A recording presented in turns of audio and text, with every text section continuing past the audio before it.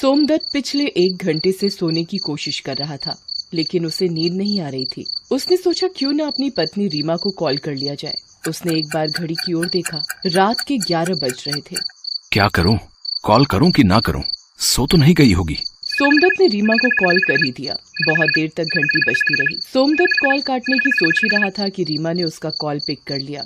उसने उनींदी आवाज में कहा कि क्या हुआ, नींद नहीं आ रही क्या? अब तुम्हारे और गुड़िया के बिना नींद कहाँ आती है? गुड़िया सो गई क्या? हाँ, अभी आधे घंटे पहले सोई है। पूरा दिन शैतानी करती रहती है। तुम दोनों को बहुत मिस करता हूँ। हम भी आपको बहुत मिस करता। अच्छा, आपकी छुट्टी का क्या हुआ? कब तक यहाँ आ जाओगे? 15 दिन में मैं वहाँ आ जाऊंगा। रीमा अपने भाई की शादी में अपने मायके गई हुई थी। हालांकि शादी में अभी देर थी, लेकिन वो महीने भर पहले ही चली गई थी। रीमा का भाई धीरेन्द्र पुलिस में डीएसपी के पद पर काम करता था। सोमदत्त ने रीमा से बात करके फोन कट किया और मोबाइल को अपने सिरहाने में रखकर फिर से सोने की कोशिश करने लगा। तभी उसके मोबाइल का नोटिफिकेशन टोन बजा। सोमदत्त ने अपने फोन की ओर देखा। फेसबुक पर एक बहुत ही सुंदर लड़की जिसका नाम इप्शिता था, उसकी फ्रेंड रिक्वेस्ट आई हुई थी। सोमनाथ उसकी प्रोफाइल पिक्चर को देखते हुए मन ही मन सोचने लगा, कौन है ये लड़की? इसे जानता तो नहीं हूँ मैं, कोई म्यूचुअल फ्रेंड भी नहीं है। वो कुछ देर सोचता है, फिर उस लड़की का फ्रेंड रिक्वेस्ट एक्सेप्ट कर लेता है। फिर वो सो जाता है। अगले दिन जब वो ऑफिस निकलने ही वाला होता है कि उस लड़की का मैसेज उसके मैसेंजर बॉक्स में आता है, जिसमें लिखा होता है, हाय हैंडसम। एक बात और गौर करने वाली थी कि उसकी रात वाली प्रोफाइल पिक्चर भी बदली हुई थी और इस नई पिक्चर में तो वो और भी सुंदर लग रही थी।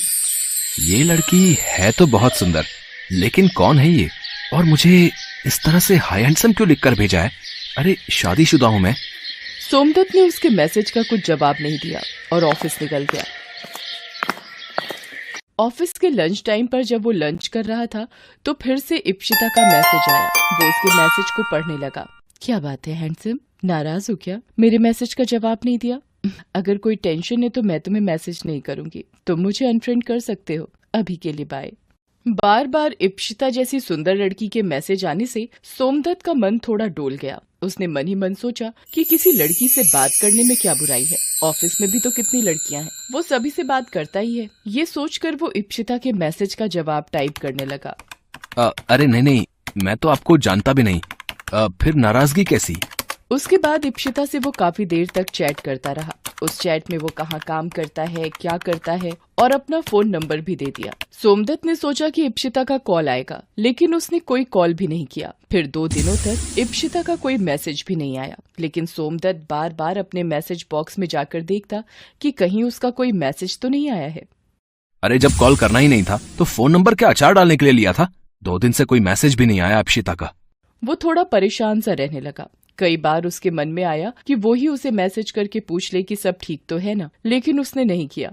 2 दिन बाद जब वो शाम को अपने ऑफिस से निकल रहा था तो उसके नंबर पर एक अननोन नंबर से कॉल आया। सोमनाथ ने कॉल पिक किया तो दूसरी तरफ से एक लड़की की मदहोश करने वाली आवाज आई। हेलो। हेलो, आप कौन बोल रही हैं? पहचानिए मुझे। सॉरी, मैं आपको नहीं पहचान पाया।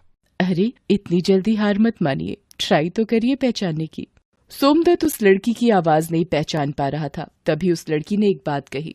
ठीक है हैंडसम, मैं ही बता देती हूँ। मैं इप्शिता हूँ, तुम्हारी फेसबुक फ्रेंड। इप्शिता का नाम सुनते ही सोमदत्त के दिल की धड़कनें तेज हो गई। उसने लड़खड़ाती जुबान में उससे पूछा, इप्शिता, कहाँ हो तुम? मैं तो तुम्हारे दिल में हूँ, जरा ठीक से देखो तो। इप्शिता की ऐसी बात सुनकर सोमदत्त थोड़ा शर्मा गया।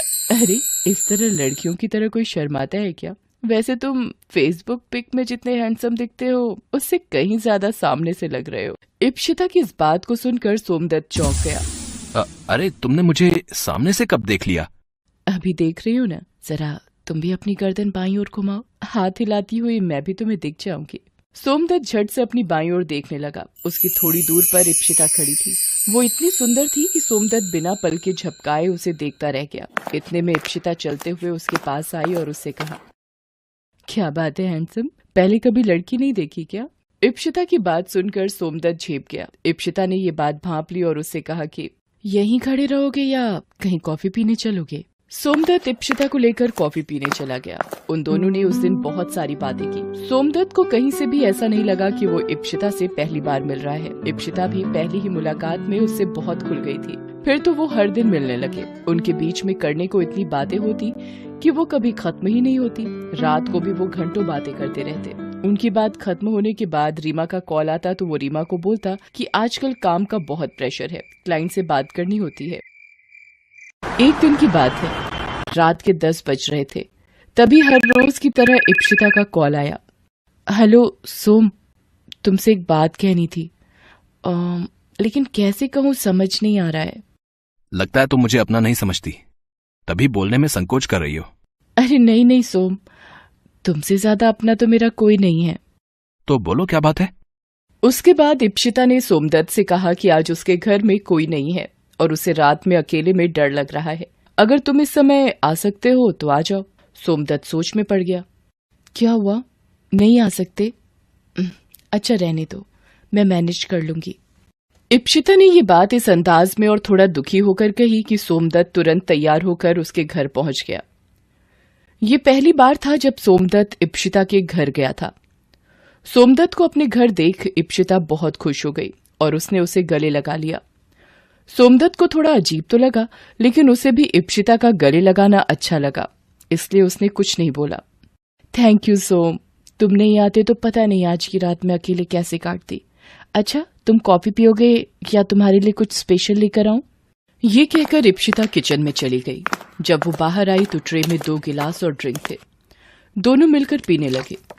थोड़ी देर बाद सोमदत्त का सिर भारी होने लगा और वो सो गया। अगली सुबह जब उसकी नींद खुली, सोमदत्त का सिर अब भी भारी लग रहा था। तभी उसकी नजर इप्शिता पर गई, जो लगातार रोई जा रही थी। सोमदत्त ने उससे रोने का कारण पूछा। जब इप्शिता ने कारण बताया तो सोमदत्त का सिर घूम गया। वो थोड़ी देर वहां रुककर अपने घर निकल गया। आज उसका मन किसी काम में नहीं लग रहा था। वो ऑफिस भी नहीं गया। तभी उसके मोबाइल फोन के मैसेंजर में नोटिफिकेशन आया। उसने अनमने ढंग से फोन उठाया। उसके बाद उसने फोन में जो देखा उसे देखकर वो पसीने पसीने हो गया। उसमें उसकी और इप्शिता की कई सारी तस्वीरें थीं। उन तस्वीरों को देख उसका सिर चकराने लगा। वो इप्शिता को कॉल करने ही वाला था कि किसी अनजाने नंबर से उसके पास कॉल आया। कैसी लगी ये तस्वीरें? अगर ये तस्वीरें तुम्हारी बीवी को भेज दूं तो? कौन बोल रहा है? तुम आम खाओ, गुठली मत गिनो। अगर चाहते हो कि ये तस्वीरें तुम्हारी बीवी तक ना पहुंचे तो 1 लाख रुपए तुरंत इस अकाउंट में डालो। 1 लाख?